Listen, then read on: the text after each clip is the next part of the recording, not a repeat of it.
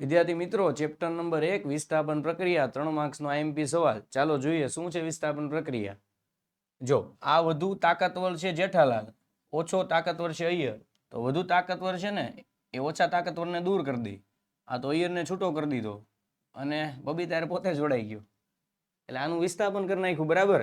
તો જો શું છે પ્રક્રિયા આપણી, જે રાસાયણિક પ્રક્રિયામાં વધુ ક્રિયાશીલ તત્વ જેઠો તેનાથી ઓછો ક્રિયાશીલ તત્વ અય્યર એને દૂર કરી નવું સંયોજન જેઠા બબીતા વાળું નવું સંયોજન બનાવ્યું, આને વિસ્થાપન પ્રક્રિયા કહેવાય વિદ્યાર્થી મિત્રો. બરાબર છે.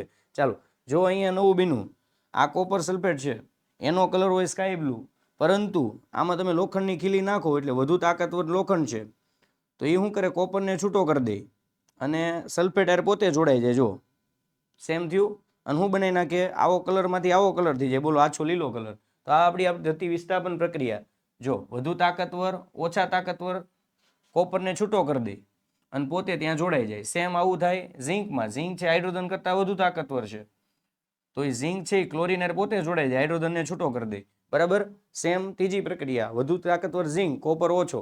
તો વિસ્થાપન પ્રક્રિયામાં સમજાઈ ગયું છે. આવી અવનવી માહિતી જોવા માટે આજે જ બ્રહ્માસ્ત્ર બેચની અંદર જોઈન થઈ જાઓ જલ્દીથી. બરાબર.